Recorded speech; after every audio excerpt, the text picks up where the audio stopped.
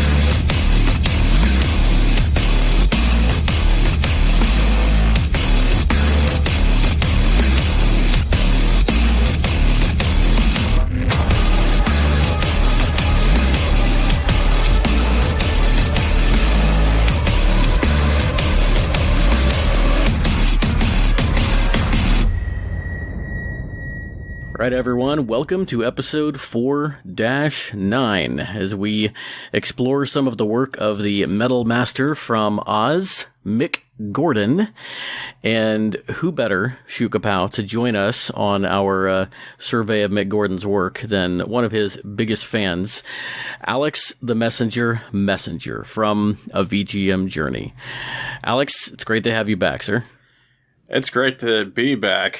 And once we decided that this was going to be a composer-focused season, the episode that you and I have been talking about for a while obviously had to happen. So a little bit of introduction here. First off, well, Shootkapow, what do you know about Mick Gordon and Mick's work? Doom. Yep. Is that about it? Yep. One brief disclaimer that I'm going to put here at the top of the show. We are talking about the music of Mick Gordon, who composed for games like Doom.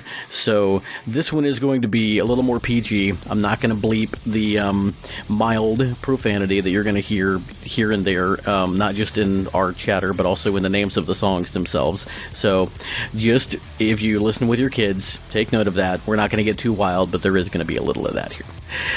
So Mick Gordon is an Australian composer. He also is a producer and sound designer, and while up until now he's been known for his work primarily with video games, he has gotten into some production with actual bands. He was born in 1985, so he's a little younger than I am, a little older than you are, Alex, about in between. And he started out, his first video game project was in 2006. He was a sound designer for Pandemic Studios, and he contributed some sound design for Destroy All Humans 2. He got a little bit more notoriety when he scored Killer Instinct, the reboot, in 2013, which we featured last time you were on the show, when we played Jago's theme on our Ninja episode. And that actually ended up being one of our tracks of the year. Very, very impressive showing. Gordon has not been on the scene for too long compared to some other composers that we've talked about. I'm going to talk a little bit about some of the work that I'm sure we're going to feature. Some of his big games are, of course, Killer Instinct, as I mentioned, Doom, as Shootkapow mentioned, and also Wolfenstein: The New Order, which I think I played something that Gordon composed back on my episode where I talked about VGM Podcasts in general. I think that was the song I picked for you, was something from Wolfenstein: The New Order. Yep. His influences include Megadeth, David Bowie, and Nine Inch Nails. I think that's going to come out in some of the work that we listen to. And, of course, I will have a link to his website in the show notes. But, Alex, what is it about Mick Gordon's work that makes you the perfect guest for this particular spotlight? Well, I think it is some of the best video game music around. I mean, I would say that it was very good. And that...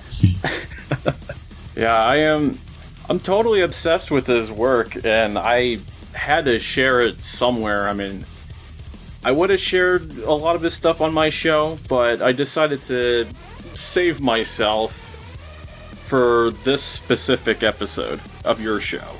Yeah, this is really the first time that you're like digging deep into his work, isn't it? Pretty much. At least on a podcast. Yeah.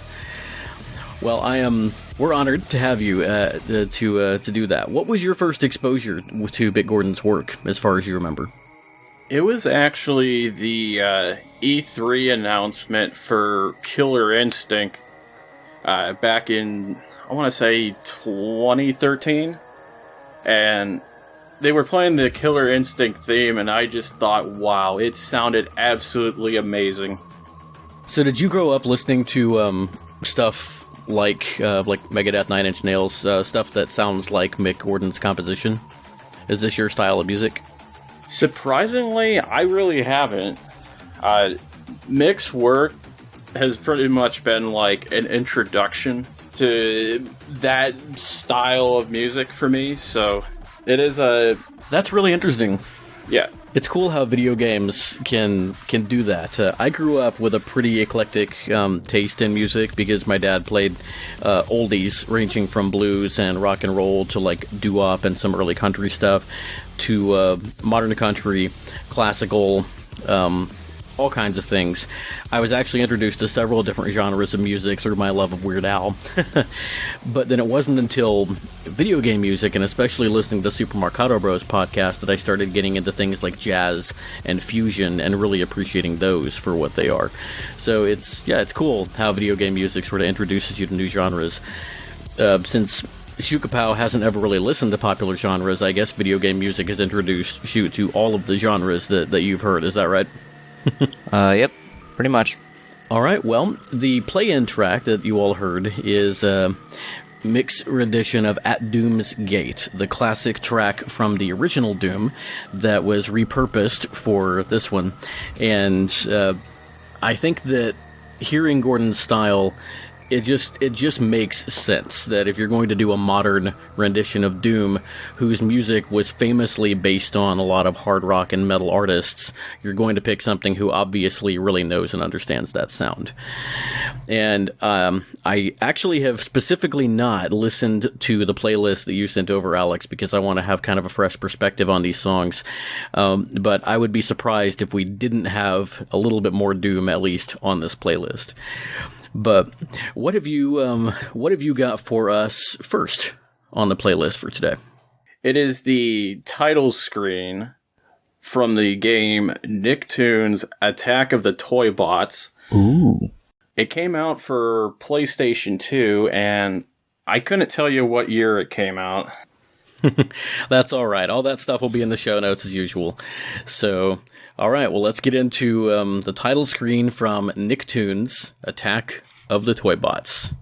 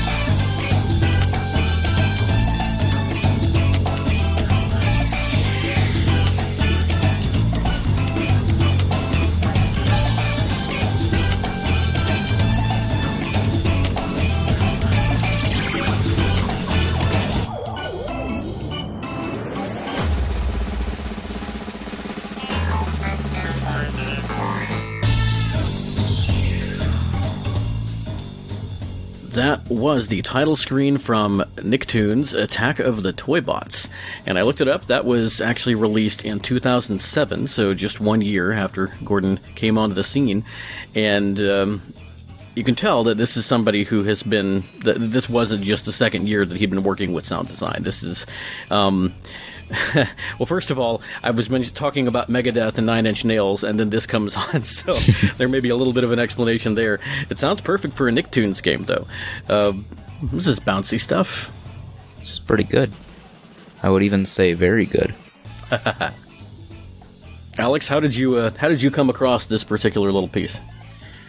I was pretty much just looking up Mick Gordon's discography, and I noticed that this game was on there pretty early on, so I just decided to check it out, and I was actually kind of going into this with a little bit of low expectations, just because it's a Nicktoons game. I can understand that. Yeah, it's a licensed game, and Nicktoons, up until at least recently, doesn't have a really good reputation for great video games, so... But I was pleasantly surprised with this track. I mean, I don't think it's that great, but for what it's doing, I think it does a pretty good job. Yeah, I mean, the sound quality is solid. It's fun. It's bouncy. I was kind of rocking back and forth in my seat. It's perfect for a Nicktoons game. And, I mean, yeah, it's not maybe the very best. I would still call it very good, and definitely a very good, I think, starter. Shukapow, what have you got to say about that? I think there's one thing in particular that I know you noticed. It was very good music. Was there a particular instrument that stood out to you? There were orc hits, right? Well, kind of the modern equivalent of orc hits, just orc hits, just with several instruments playing at once. But you definitely heard that brass section, right? Oh, yep, definitely. When they did those flares, the yeah, good stuff. Could you see the band playing something like this? Your marching band? Definitely. Yeah, I think it'd be fun. This is a really good a good stand tune. Not necessarily something that you would put like front and center in your show, but it's a really good tune just to kind of get the crowd going. So yeah. So Alex, good pick. Do you have any experience with this game in particular? Have you ever played this before? Not at all. Nope, I had never even heard of it before you brought it to the show. So, safe to say that Shukapow has not either. So. But I am familiar with the series, at least, even though it's not in a genre that is necessarily my favorite, but the series where this next track comes from. What are we going to be listening to next? We're going to be listening to a track called Sexi from Need for Speed World. Cool. And that's Sexi for those of you who are listening and not looking at the playlist. And Need for Speed World came out in 2010. Do you know what console this came out for, Alex? I want to say at the very least PC, but I'm not entirely sure what else it came out for. Okay, well, we'll take a look, but right now, let's take a listen to Sexi from Need for Speed World.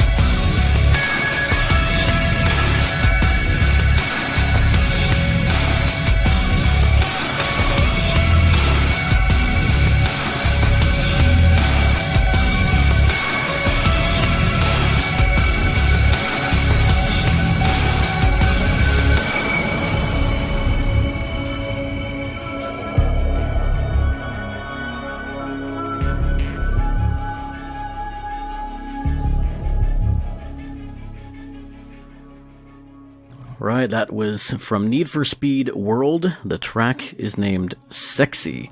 And as with everything else on the playlist tonight, you are listening to the work of Mick Gordon.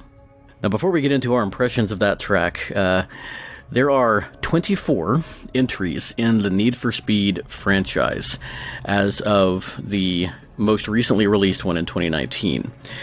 Shukapow, if you had to guess, out of 24, which number in the series is Need for Speed World? 3. Got a guess, Alex? I'm gonna say 18. All right, Need for Speed World. You were right, Alex. Released for the PC. Once again, this was in 2010. This is the 15th installment in the Need for Speed franchise, which I had no idea had this many iterations. It's crazy. Gordon seems to have composed for a few of the games in this series. He did Need for Speed Shift in 2009, Need for Speed The Run in 2011, and it looks like that is it.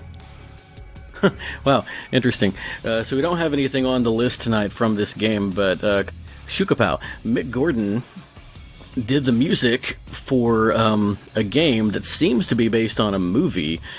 I firmly deny the existence of this movie, but supposedly it's a live-action adaptation of a cartoon that you and Dusk and the other kids and I all love.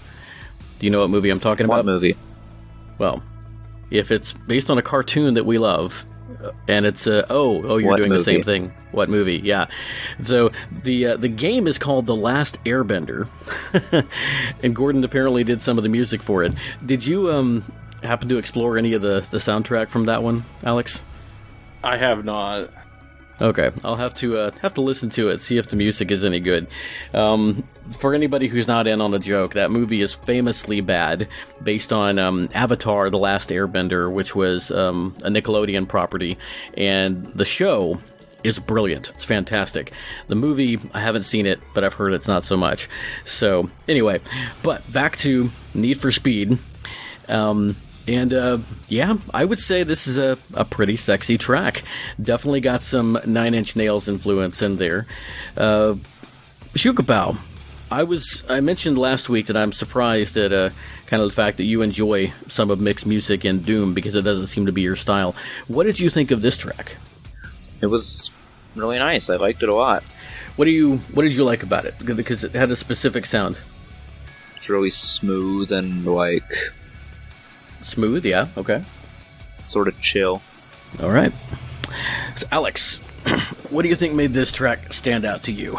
I think it was the combination of the sexiness and the badassness that really drew me into this track. And I don't know about you guys, but did you guys get kind of like a spy movie feel with the track? Or was it just me? Yeah, kind of. Yeah, I could see that. Definitely sort of some sneaking around espionage stuff. I think that industrial sound sort of lends itself to it. This is definitely a track that Ed and Justin from the Arkane machine would really enjoy, I think. But yeah, good stuff, and I think it also shows kind of a progression toward what we're building up to.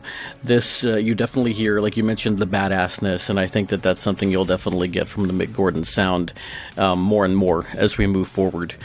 In fact, if I were to give his type of music a genre, that would probably be it. In fact, on his website, he actually writes, Mick utilizes a broad range of modern musical sound design and traditional composition techniques in order to be unconstrained by any singular genre. His music is inspired by the connection between the audience and the experience, and seeks to overcome the separation between music and the world in which it exists. Which I think is really cool, because that's what video game music is all about. Everybody, there's talk about the difference between video game music and how it works in game, and how it stands on its own. And I can appreciate both. Obviously, on very good music, we are going to cater toward things that stand on its own, because that's what it's all about in this podcast. But I think that this one I don't know. This track is interesting. This doesn't sound like a racing game track to me. I actually totally agree with you there. Maybe like menu music or cutscene, or where you're like building the cars or something like that. But yeah, it's interesting. But yeah, anything else that either of you have got to add about this song? Not really. It's very good. It is very good. Yeah, it is very good. I'll give you that. All right, well, then why don't we go ahead and move on to track number 3 on our playlist tonight. Alex, what are we going to be listening to? We're going to go with a totally different genre of music and game. I wanted to play this track from Prey. It is Everything Is Gonna Be Okay. Of course, it was composed by Mick Gordon. It came out in 2017 for PC, Xbox One, and PlayStation 4.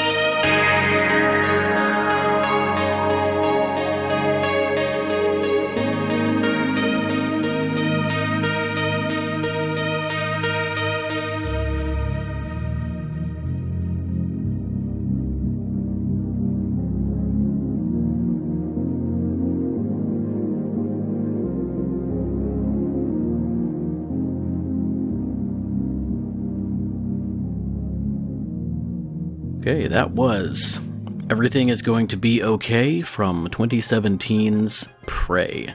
Man. And you were right. That was a very different genre. I will keep with the tack I've been taking, and Shukapow, why don't you go first? Talk about that track. That was a vibe. That was some, like, very good music. I really loved the synths in this. Yeah. I just kept thinking, man, Volts would really like this song. It was so chill, it was relaxing in a very different way than Sexi was. Last week, Shukapow, you talked about how mixed music could be really intense, but how it can also be oddly relaxing. And at the time you were talking about Doom, but this definitely is relaxing. And from what I saw, it looks like the game probably is not. But before we get into that, Alex, this is very nice. Where did you just come across this track while you were going through discography, or have you heard this somewhere else?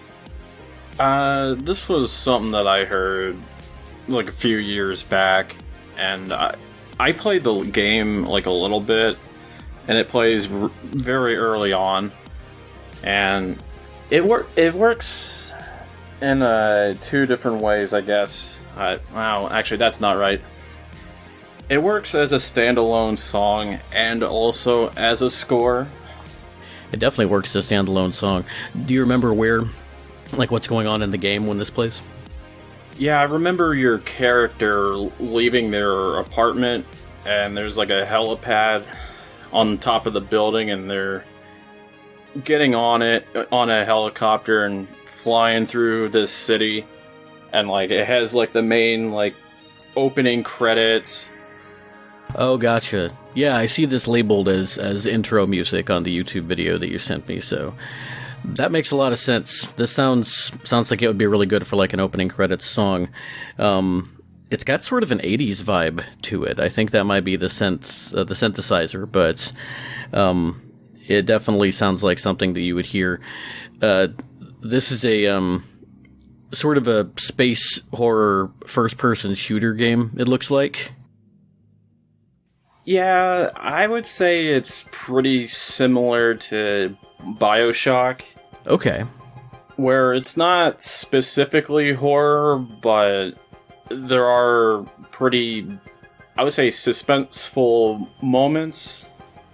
Gotcha. Okay. Gotcha. So kind of like Mick's music itself, it sort of defies like a single genre, and sort of it's just a game, and it kind of lives in whatever moment it's in. So, okay, cool. Very cool. All right. Well, we are 3 tracks deep in our Mick Gordon playlist, and so far there has been no talk of Killer Instinct or Wolfenstein or Doom. Makes me kind of wonder what have we got next? Well, we're finally going to talk about one of those games, specifically Doom. All right, and as with a couple of our tracks today, this one does run a little bit long, so for these I'm probably going to I'll keep playing the track until I feel like it's a decent time to kind of fade down, and just to sort of save everyone's time. But as usual, the playlist is going to be up on YouTube, so you can go and listen to all of these tracks in all of their glory. And with that little boring caveat out of the way, Mr. Messenger, why don't you go ahead and read us into our next track? Well, like I said a little bit ago, we're going to play this track from Doom 2016. It is Damnation. It was composed by Mick Gordon, and it came out in 2016 for PC, Xbox One, PlayStation 4, and the Switch later on.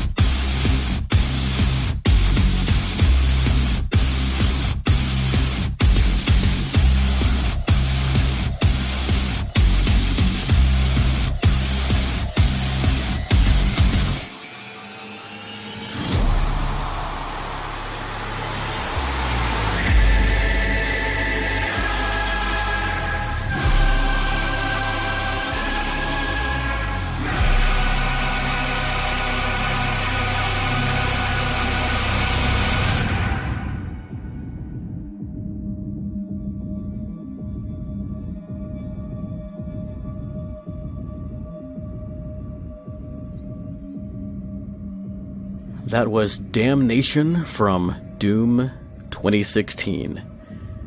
Wow. So, those of you who are listening heard about the first 3 minutes of this, and then there's a little bit of a break before it comes back. It really comes back right around the 5-minute mark after another slow build, and it's pretty good. It's very Doom. It is very Doom. It goes so many different places in those first 3 minutes. Yeah, there's a lot that's going on. Yeah, that build-up around the 3:45 mark, my god, that's good. Mm-hmm. This is perfect Doom music. So good. Alex, this is your baby. This is your playlist. Let's give you the first round this time. Why did you pick this track of everything else that you could bring from this amazing game? I think it's one of the best tracks on that entire soundtrack.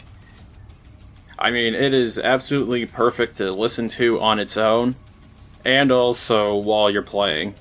So, I mean, it totally... You start to have, like, a bit of a flow when you're fighting dozens and dozens of demons. Yeah, I can definitely feel this with just kind of its ups and downs and its quiet moments and everything. I can definitely feel how it would give you that flow. And there's quite a bit going on in this track, too. It's kind of just like a kid that is just hyped up on caffeine. It just doesn't want to sit still. It wants to move from one thing to another. And I think everything that it does quite well. That is a really great description. I like that. And yeah, it definitely does. Just moving from kind of place to place there at the beginning. It's which I think is absolutely perfect for the game, because the game wants you to constantly be on the move. Talk a little about what it's like playing this game.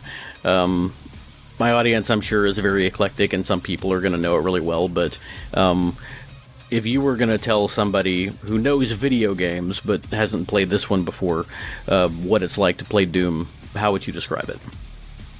I would say it's like playing a retro first-person shooter, but in a new way.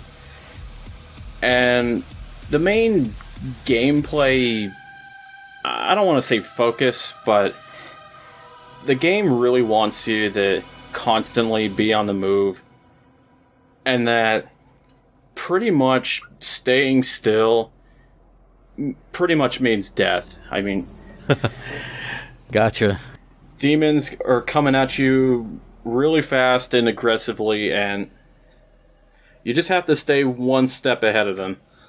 Okay, gotcha. So it's got sort of this frenetic pace. I'm not sure how well I would do with that. Shukapow, that sounds like you might do pretty well with having to always kind of be on the move and go after things. I like being able to sort of sit and chill and plan my next move, but doesn't sound like this game is conducive to that.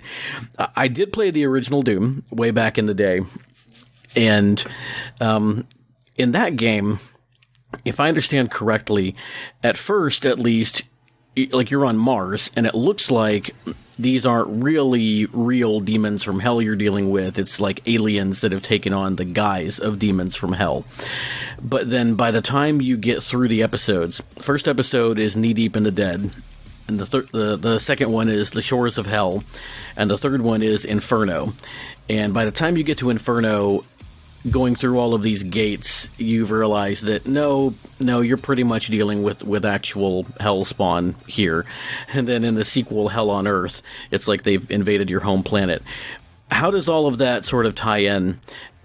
And we'll talk about Doom Eternal a little bit later, I'm sure. But how does that tie into Doom here? Like, are these for real demons from hell that you're fighting? Yes. All right, unambiguous there.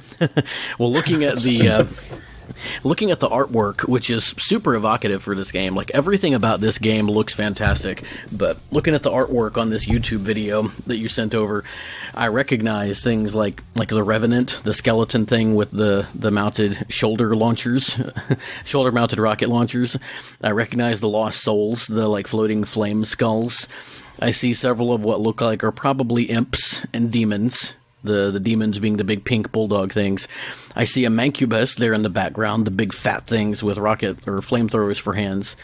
And of course I see a Cacodemon there floating front and center, sort of the mascot of Doom. And I think this is probably a Baron of Hell in the front with the horns and everything. So it looks like they kept a lot of the same images. And I love that the Doomslayer, who we all used to call Doom Guy, this is kind of like the iconic picture from the old artwork where he's just standing on top of this pile of bones and the demons are all just sort of surrounding him. And it's a really, really cool shot. I might just have to use this in some of the album or some of the artwork for the show. But very cool. That was nice for our first Doom track. Alex, what have you got for us next? Let's see. I have this track from the game LawBreakers. It's called Tosca 9. It came out for PC and PlayStation 4, and actually, surprisingly, I don't have the year. I want to say 2019. This one was actually 2017, looks like, the same year as Prey. So let's see how this sound sort of lines up with what we've been listening to. Once again, from the LawBreakers, or no, just LawBreakers, this is Tosca 9.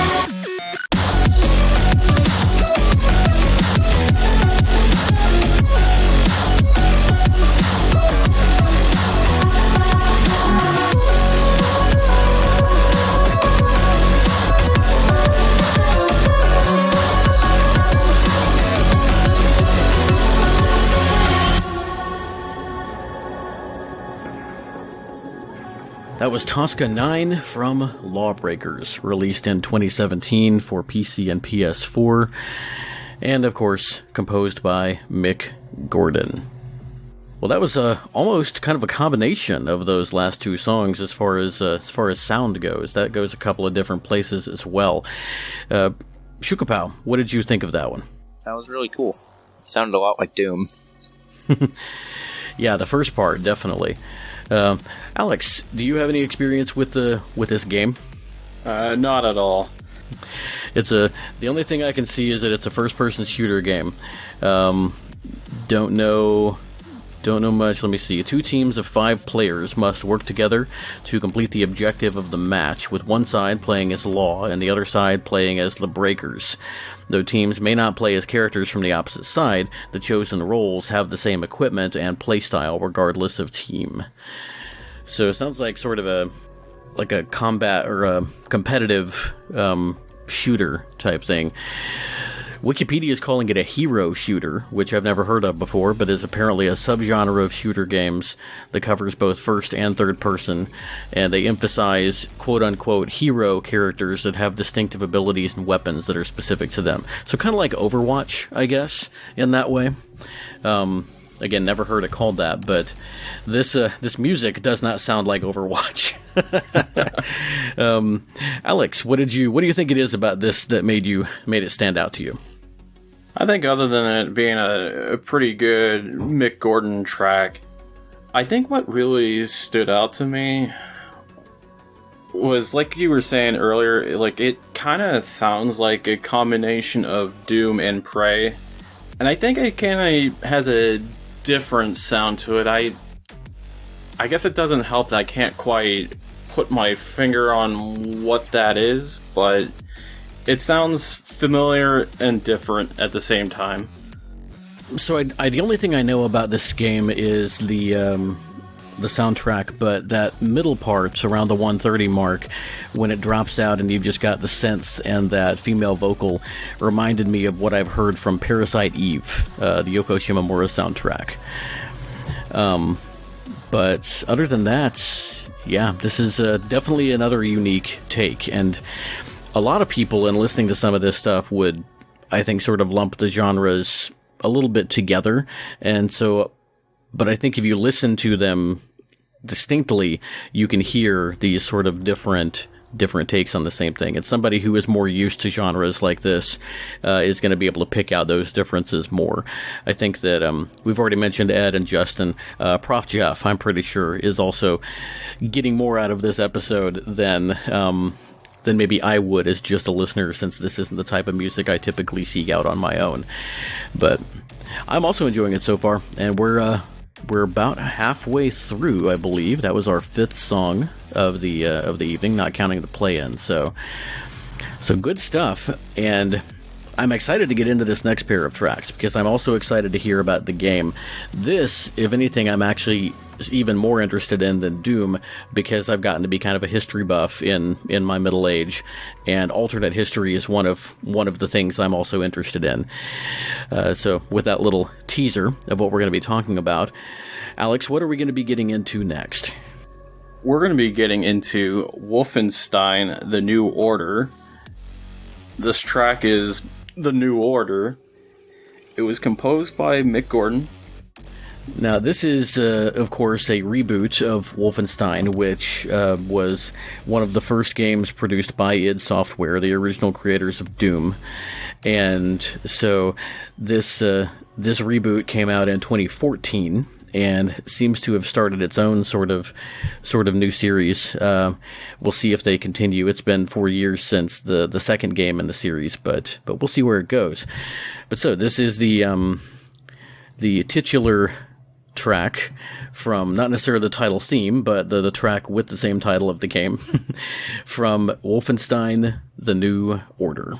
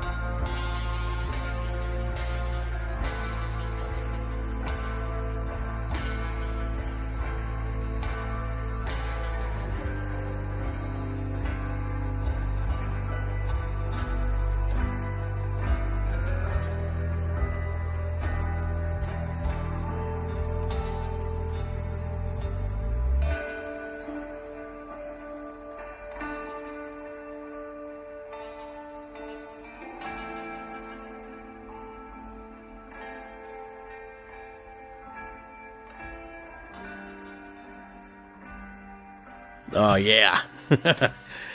Nice opening. Whoa. Yeah, it wastes no time. That was The New Order from Wolfenstein, The New Order. And wow, the first and second halves of that track are really, really different. Yeah. Tell us a little about this game, and then about why you think this track is a good sort of example track to bring to the show. I think to answer your second question first, I think this track kind of shows the best of both worlds when it comes to Mick Gordon. So, I mean, right away, this track just hits you in the face. But then you get to that second half, and things start to calm down quite a bit. I wouldn't say it's chill, but you get a total different vibe than the first half. Yeah, there's definitely sort of I guess I'd call it a desolate tension in that second half, but so yeah, you're right that chill may not be the best word, but it's still what, Shugapal? Very good music. Finally got to say the line. What do you think is very good about this track, kiddo? I like its like the fact that it changes partway through. And I like the second half a lot. It's really chill. So you do think the word chill applies to it? Yep. Nice description. I really like that first half. Just with the single sort of ride hit at the beginning, and then it just, like you said, Alex, it hits you in the face. So from his website, Mick says that the score for the video game Wolfenstein: The New Order interweaves modern musical sound design techniques with 1960s-style recording productions. Now, this game takes place in the 1960s, and it is an alternate history telling of sort of a rebellion on the part of I believe it's the Americans. It's set in America, fighting against the Nazi regime that has taken over after World War II. Is that right, Alex? I think that sounds right. It's been a long time since I've played the game. Yeah, this game came out 7 years ago now, which is kind of hard to believe at this point. But it says that Mick synthesized field recordings and transformed them into new physically playable instruments, which is wild, to create unique musical palettes. The score explores the role of distortion as a modern musical device, and the process of overdriving various pieces of analog equipment into extremes to create tension was used to represent the game's chaotic villain, Death's Head. Additionally, to musically represent the rebellious plight of the heroes against their oppressors, Mick utilized vintage instruments, microphones, and recording equipment to create music inspired by protest and freedom movement songs of the 1960s. So, just sort of an example of the lengths that Gordon goes to create really innovative music that exists as a part of a whole and not just as like accompaniment to the game that it's in. Really, really cool stuff there, where like the production itself sort of tells a story. And we're not going to wander too far from this territory. This next title is actually very interesting. We'll get into why afterward, but Alex, what are we going to be listening to next? We are going to be listening to this track from Wolfenstein 2, The New Colossus. Which is the sequel to The New Order, came out in 2017. And I hope that I'm pronouncing this right, but it's called Mesquite, Texas. You got it right. All right. Well, Shukapow, what do you say? You ready to go to Mesquite? Nah. All right, well, then let's just listen to the song. Here we go. From Wolfenstein 2, The New Colossus, this is Mesquite, Texas.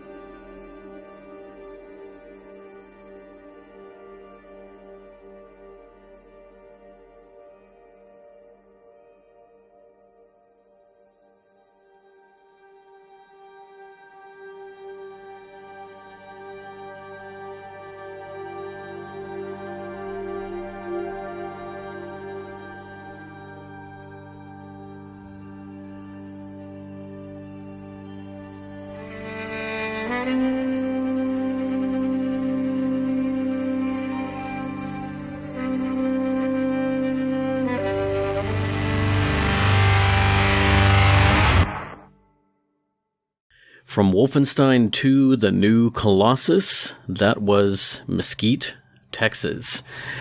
And we only listened to probably about half of that. It's a really ambient track, and I think you probably got the gist of it, but it's really, really different. Still very, very nice. Alex, what made you decide to to choose this track to feature on our show? It was for a couple reasons. Mainly because it is so much different than all the other tracks that we've played so far, and also what will be coming after this as well. Mm-hmm. And I also picked sort of an intermission. Yeah. I also picked this track because I know that you guys are from Texas, so I thought you guys would get a little bit of a kick out of the title. Yeah, for sure. And of course, Texas is a famously oversized state, so picking just a random town from Texas, you're not necessarily going to hit too close to us, but Shukapow, you've been to Mesquite before, yes? I think so. Oh yeah, for a contest. Yeah, you guys just went a few weeks ago. We are about 20 miles from Mesquite.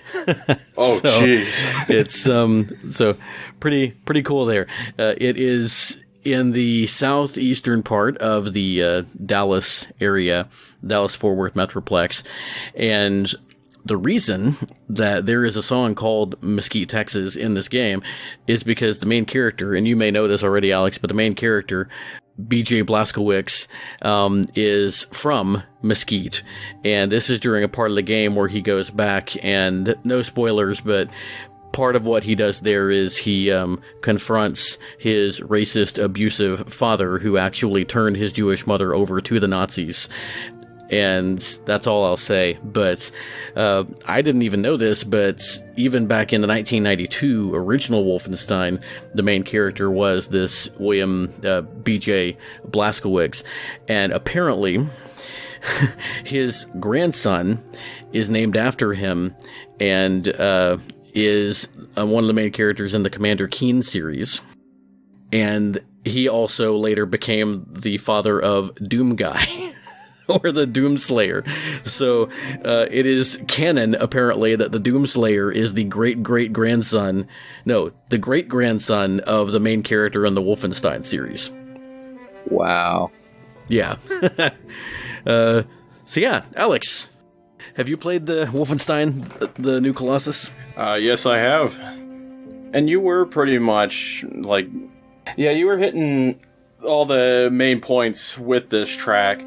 And the level itself was actually quite a bit different, because you really don't do all that much in it. What is the area like when you're playing through this level? You're pretty much just going through BJ's childhood home, and it's all beat up, and it's barely intact. And I think, like you were saying, later on, he runs into his father. And he hasn't seen him in, I think 20 years at that point. And, he sucked at that moment just like he did in the flashbacks. Mm. So that guy was a real piece of work. Do you play much, outside of the house? Do you see much of the city itself, or is it mostly just there at BJ's house? It's kind of out in a rural area. Okay. I'd be curious to see if there's anything there that's kind of recognizable. I've been in some of the rural areas outside Mesquite, but once you get to a rural area in a video game, you don't have to worry too much about authenticity.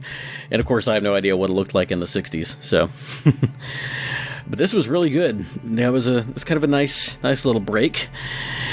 Now we're going to get back into some of the hardcore stuff, and I'll have a couple little bites to share about Gordon's approach to composing for Doom. Now, we came in with At Doom's Gate, and then, of course, we just listened to Damnation. Now, the only thing they fear is you. Is that from Doom, or is that from Doom Eternal? That's from Doom Eternal. Okay. And I want to say there's another, when you think of really famous, outstanding Doom songs that most people talk about, there's The Only Thing They Fear Is You, and there's another one I thought of earlier in the show, and now I can't remember it. Are you thinking of BFG Division? No, but now that you mentioned that, yep, that's another great one to go and seek out. It may come to me while we're listening to this, but what are we going to be listening to from Doom Eternal? We're going to be listening to Meathook. Well, that sounds fun. All right, Meathook by Mick Gordon. Let's get into it.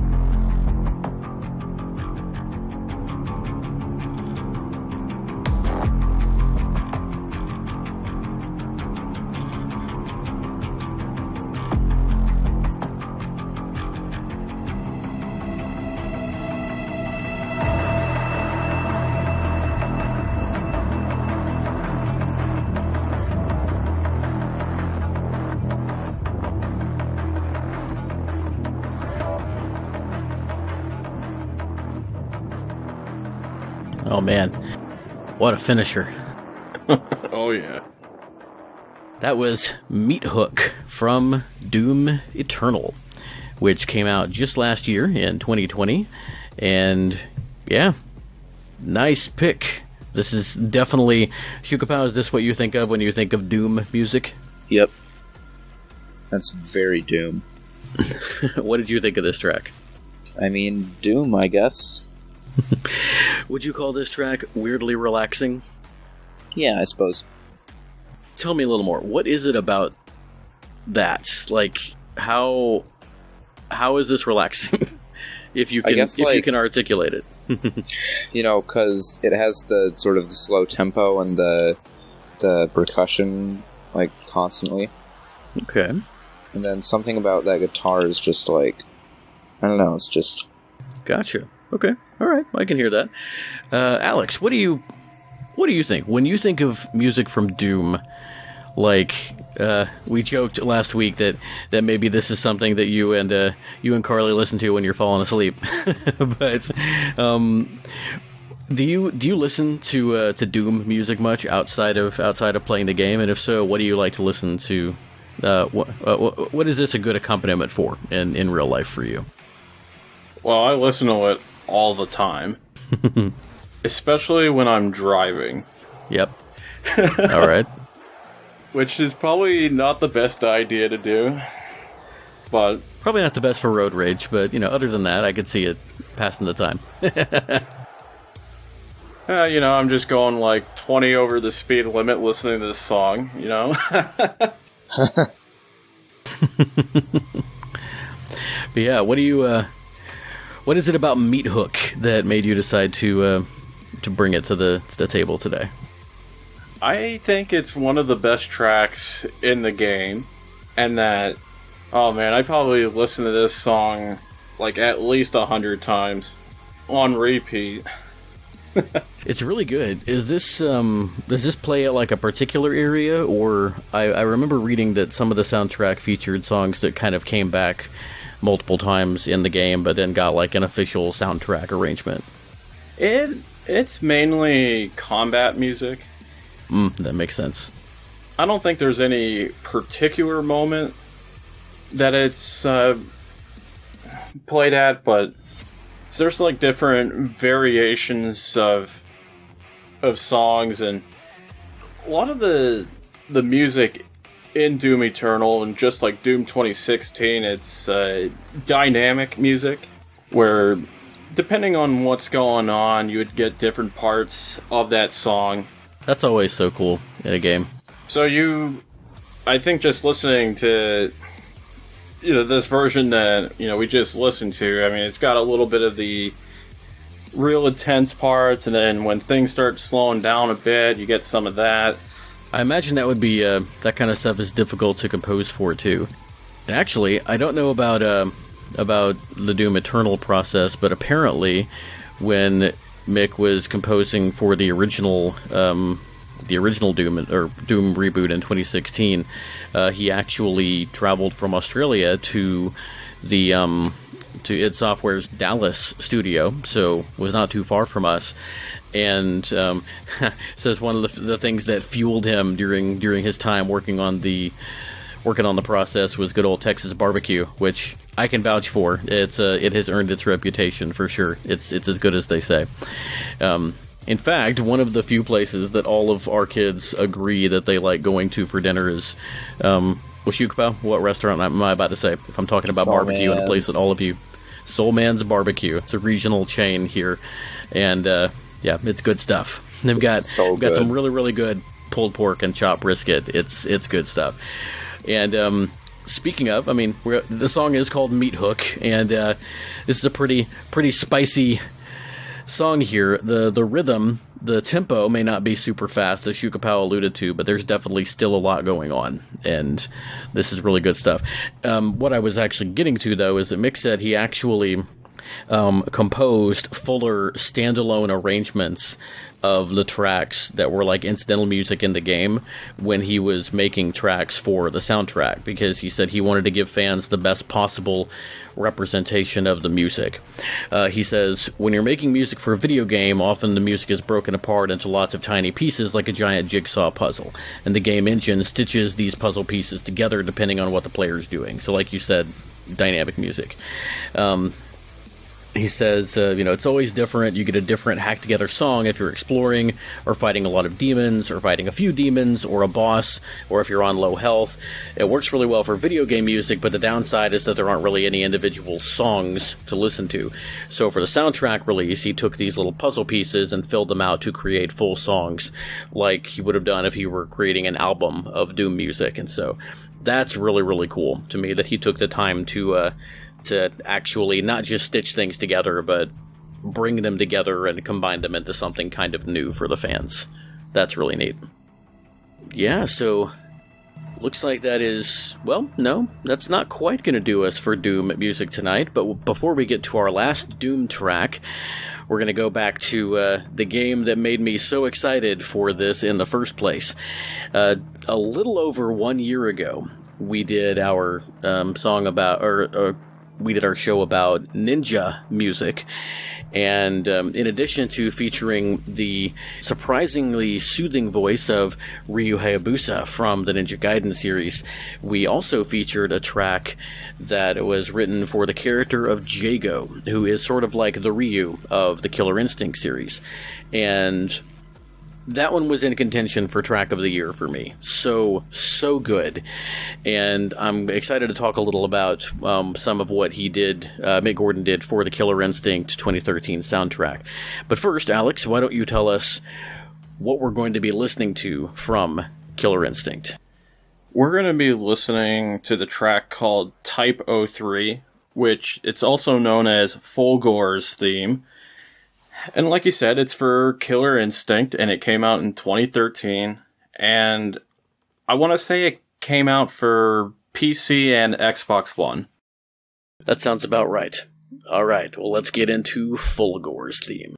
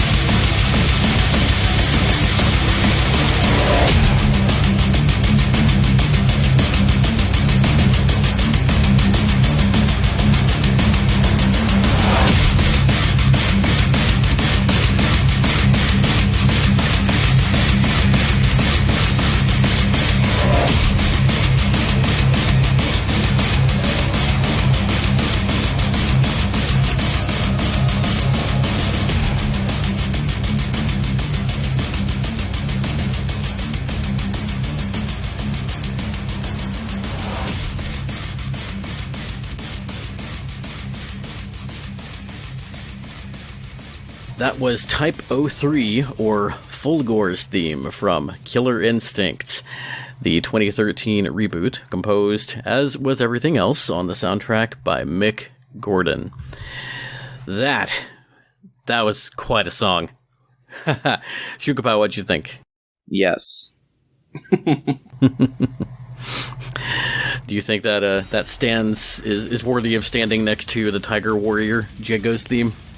Yep, definitely. Yeah, this is good stuff. Definitely is fitting for Fulgore as well. So before we get into Alex's notes about the song, Fulgore, for anybody who is not familiar with Killer Instinct, is probably the second most, for some, maybe the most iconic character. He's really kind of synonymous with the Killer Instinct franchise. He is a highly advanced, heavy assault cyborg, the world's first artificial soldier, created by Ultra Tech, who are sort of the big bads behind the scenes in the Killer Instinct series. He's been playable since the first game, and in the first arcade game, he was actually, when you played as anybody besides Fulgore, he was the he's kind of the Sagat before the final boss. He was the second to last boss. And this definitely fits that sort of cyborg style. The stage that you fight Fulgore in is a robotics factory, and this definitely has that sort of, again, that industrial sound to it. Alex, what is it about this track, and what are your feelings about Fulgore as a fighting game character? This track is absolutely amazing, and you kind of get that Doom feel to it a little bit. For sure. I know this came out a few years before Doom 2016, but I feel like it was kind of laying the groundwork for what Mick would eventually do with the Doom soundtrack. And I gotta say that Fulgore is probably my favorite fighter from Killer Instinct. Fulgore is the one with the, basically the Shoryuken in this game, right? The flying uppercut? Yes. Alright, yeah, it's been a minute since I played any Killer Instinct, but I did remember that. And with those blades on his hand, that's pretty intense. Fulgore is really impressive. The character design in Killer Instinct has always been really interesting to me. I think it features one of the coolest, the most diverse fighting game rosters out there, and I was glad to see it get some more attention in 2013. As we talked about a little bit last time, for this game, Mick really went all out in finding a lot of different performers and styles. He featured a Viking choir in Sweden, which I think you hear a little bit of this. He featured representatives of the Nez Perce tribe in Idaho, and he also actually found some Gregorian chant and learned how to throat sing for Jago's song that we talked about last time. And there's lots of different performers, vocalists, lyricists, and translators for this soundtrack. And if you listen to the whole thing front to back, you really, really get that. Every track just seems to be really specifically and lovingly crafted to fit the character that it's for. And this is no different. I mean, for Fulgore, who's a cyborg, you really can't go with anything besides heavy metal, can you? Not at all. I mean, I think what you get is what you expect, and what I expected was some of the heaviest stuff ever. For sure. All right. Well, Fulgore's definitely earned a place on the on the cover art for this week, I think. Super iconic character and really, really great theme. But now we are going to get to the last song of the night, and gotta say, I'm pretty excited. This next song, I can only assume, Alex, that this next track is from Doom. Am I right? No. Okay. Well, why don't you tell us a little about this next track, and then we'll go ahead and get into it. I decided to double dip into the Killer Instinct. This time it's coming from Season 2 of the Killer Instinct reboot. Ooh. This is actually Cinder's theme. Ooh, nice. I've heard this one's really good. And you know what? That name makes sense now. So we're tying in the Doom thing, but another Killer Instinct track, and man, I'm not going to complain. All right. Well, let's listen to Cinder's theme from Killer Instinct 2013 Season 2, and this is called Inferno.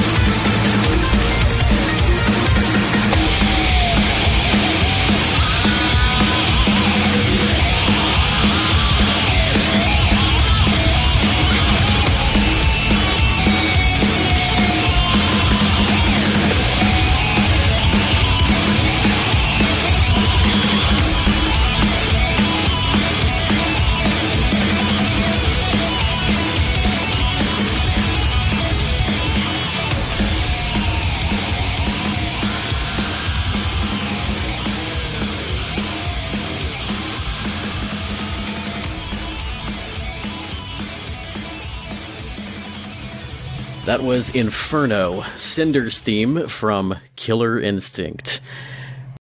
Man, this is so good. Yeah, it's great. Oh, I absolutely love this track. Yeah, around that 4-minute mark, there's voice clips of Cinder from the original Killer Instinct, like, kind of under the music in that section. Man, that's so good. Man, what a way to end the night. That was fantastic. Oh, Shukapow, what was it that you said right when I asked if you were listening? That was great. I added that to a playlist like 20 seconds in. It's such a good track. Yeah. Oh, this is so good.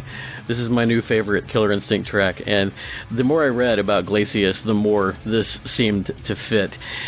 Alex, tell us about your history with this track. I said Glacius, I mean Cinder. Let's see. I played quite a bit of this game, and yeah, Cinder, he was actually a lot of fun to play as. So I've heard this track in game quite a number of times, and actually, what was really cool about this track was that Mick, he collaborated with this YouTuber, LittleVMills. He does a lot of really amazing guitar covers of stuff. Mm-hmm. And yeah, I thought he did an amazing job on this track. The guitar in this track is phenomenal. So good. Definitely, like in the first half, it's the star of the show. Cinder and Glacius were really fun. Another thing about the Killer Instinct cast, at least in the original games, I played pretty much every character. I didn't really have like a single main character I used all the time in the original Killer Instinct, which is definitely not the case in the other fighting games I played. They were all really fun. I never really got into like the story of Killer Instinct though, and apparently Cinder, like in the new games, he's a special ops agent who is he decides to undergo some experimentation using alien DNA samples taken from Glacius, who's kind of like an ice space cop. But he undergoes this transformation into Cinder, but he's like super cocky, coming up with nicknames for everybody, really, really arrogant fighter, and this really flamboyant, like high energy, guitar heavy, hard rock metal fusion going on here is perfect for that kind of character, I think. That there's something about that screaming electric guitar that really apologies to electric guitar players, but it really just arrogant is a great word for it. I think it definitely fits that mindset. I think I definitely can hear that. So this is apparently set in a stage called Fury's Core, which is it's a mound of volcanic rock surrounded by lava, and around the lava are various forms of ultra-tech like security and equipment. Does that sound like the stage you remember? Yes. And the musical theme of Fury's Core is a remix of Cinder's classic 1994 theme, Trailblazer, which you can listen to on Killer Cuts, the official soundtrack released by Robin Beanland and the other Rare guys back for the original game. And you pointed this out to me around the 4-minute mark. You'll hear some of like original 1994 Cinder's vocals underneath, and so I thought that was really cool. But man, what a fantastic track. Do either of you guys have anything else to add about this? I think it's a lot more than very good. This is one of the very best things that we have played. I think that this, yet again, Killer Instinct is probably going to end up as a contender for our end-of-year top 10 list. Very, very good stuff. Yeah, sweet. But you know what? So Shukapow, is it safe to say that one was your track of the night for tonight? Definitely. If you had to pick, I 100% want to bring that to the top 10. if you had to pick another one, what's another one that you really liked from this evening? I liked, which one was it? I liked the Toybots one. Okay. Yeah, that one was pretty fun. Definitely a good opener. I think my other favorites, I really liked Sexi. I really dug both Meathook and Damnation. Very good examples of Doom. But I think my second favorite track of the night might be that track from Prey, Everything Is Gonna Be Okay. Just something about that synth I really liked a lot. Yeah, it's actually one of my most favorite Mick Gordon tracks. There's just there's something about that track that you can just kind of lose yourself to it. And I think it's actually really good when you're driving around at night. Yeah, I could really see that. It sounds like it would fit really well like on a Rocky soundtrack with some of that Vince DiCola stuff from Rocky IV. Really good stuff. Well, Shukapal, you've been looking forward to this Mick Gordon episode. Were you disappointed? Not at all. This has been really fun. Alex, it has been a pleasure having you back on the show again. Hopefully it won't be a whole other year before we get you back on. So what's been going on with you? Anything that you would like to plug? Any updates in the world of the Messenger? There's not too much new with me. Obviously, I want to plug my VGM podcast, A VGM Journey. Excellent show. You can find it on anchor.fm/VGM Journey. And you can find me on all the various podcatcher services, like Apple Podcasts and Spotify and all that. Definitely so. And actually just, let me see, just yesterday, as we record this, last week, as everybody's hearing it, you recorded, I think, level 78. Is that the one with all of the sort of obscure NES hits? That's the one. All right. Well, man, if you keep this up, if you keep up the weekly to bi-weekly thing, then here in just a few months, we're going to be listening to episode 100, man. That's pretty crazy. I know, it's pretty surreal. And I have some big plans for 100, but I'm not saying anything about it yet. Well, we've still got some time, and I'm definitely not gonna try to trick you into spilling the beans.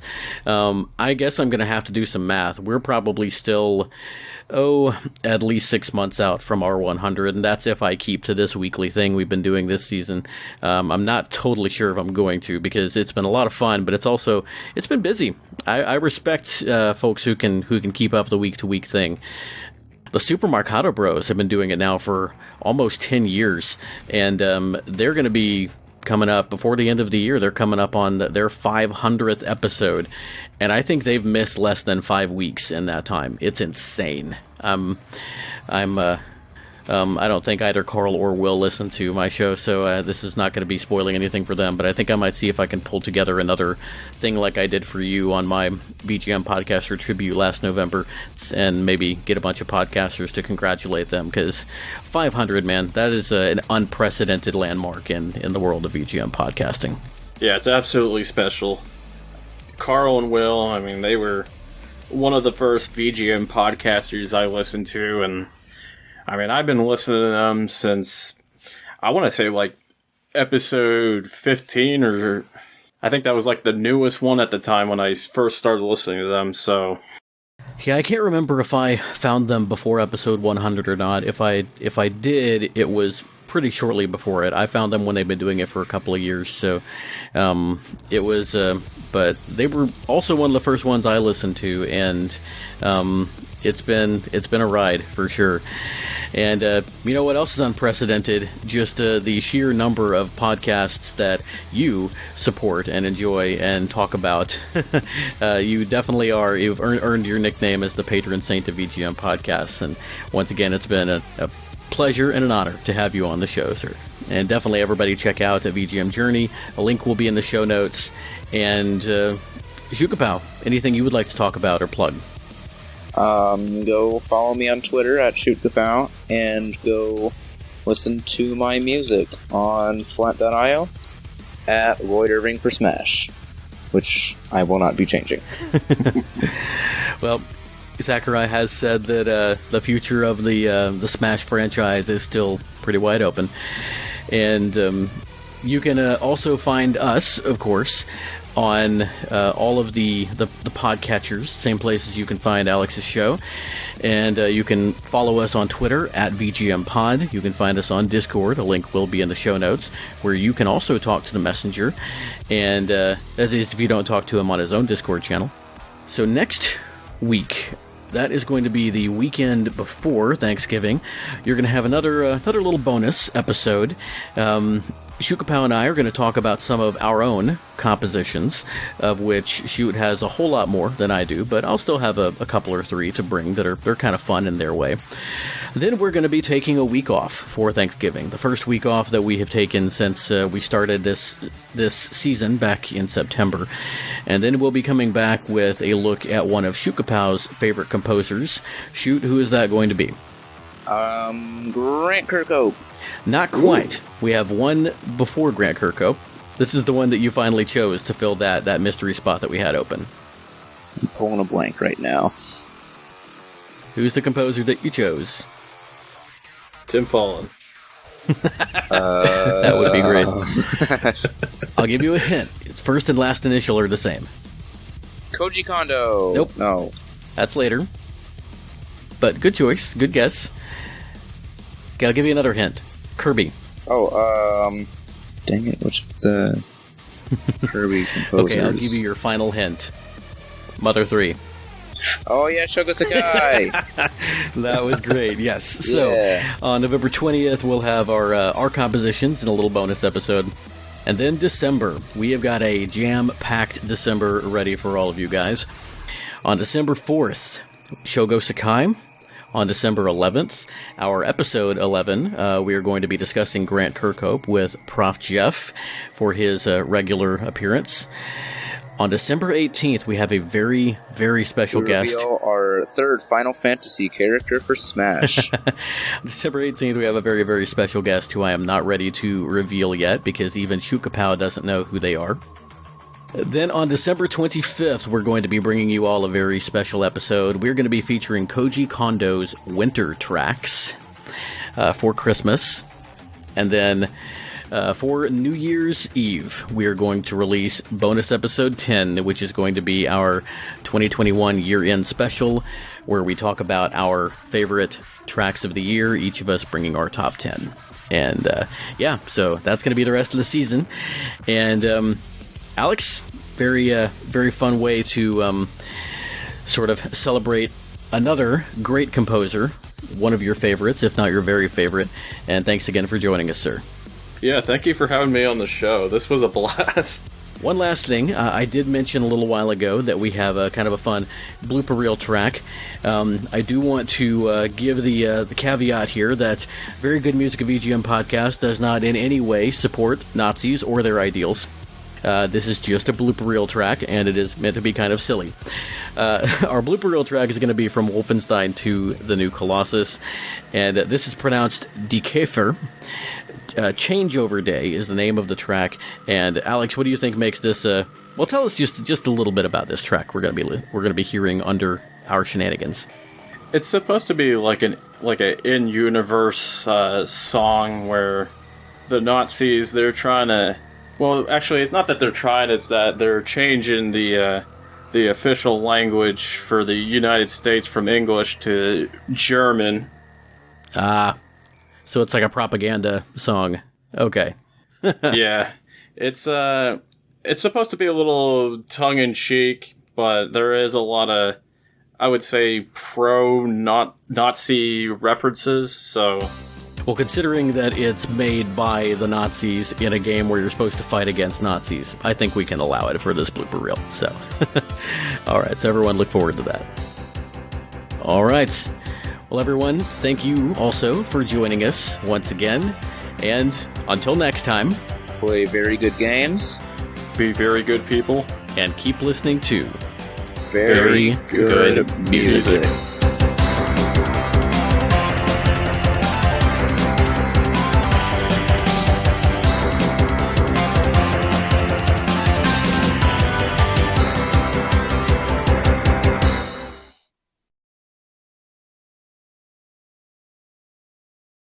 Hey Mom, we only got about 15 minutes left, and we're gonna be done. How'd it go? It went good. It was fun. How'd your thing go? It's going pretty well. But we're actually listening to music right now. You wanna say hi? Hi. Well, I mean, I have you on mute. I was asking if you wanted to say hi. Oh, it's okay. Okay. I love you too. Oh, this is great. This is really good blooper reel stuff. Guten Abend, everyone. Guten Abend. We are here to tell you all about Changeover Day. Changeover Day? Changeover Day. From July the 4th, you gotta say goodbye to English. Auf Wiedersehen. So get on board or get out. Hello? Hello?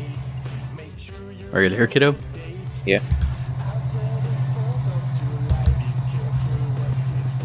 Shook pal? Hi, I'm here. Oh, there you are. Hi. Where did you go? I don't know. You disappeared. I didn't think I went anywhere. I'm over here. Alright, well. You guys ready? I am. Shook pal? Yep. You ready? Yes, I am ready. Okay. Alright, remember not to click buttons while you're talking. Oh, yeah. Do you remember your lines? Yes, I do remember my lines. Do you see the microphone volume on Audacity? Yeah, I think so, yeah. Take it down to halfway and then test for me. Okay. Now talk as if we were going to be talking like on the show, having a conversation. Tell me who you're playing right now in Smash. Home screen. You're on home screen? Okay. Yes, I'm on the home screen. Turn it up to 75%. So are you going to be playing Smash while we talk, or are you going to be doing something else? No, I'm going to be playing Pokemon, because I gotta prep for my match against Daryl eventually. Okay. Are you on 75 now? Yep. I know it's not numbered, but roughly. Okay. Take it down to a little bit in between, and I think you'll be good. You were a little hot there at first, and then halfway wasn't quite loud enough. And then just make sure you try to keep your volume fairly consistent, okay? Alright. Alex, this is only the second time that we've recorded in separate rooms like this, so I'm getting him used to getting her used to everything. Alright. How am I sounding? You sound good. Your volume's good. You sound consistent with how you did last time and how you do on your show. So. Okay. Any background noise? Nope. Not that I've heard so far. Okay. Trying to keep it that way. Alright, cool. Greetings, gamers. I'm Bedroth. I'm Shootkapow. And I'm the messenger. And you're listening... Oh, wait. Oh, that's you, Shootkapow. Go ahead. And you're listening to Very Good Music. A VGM podcast. Shootkapow,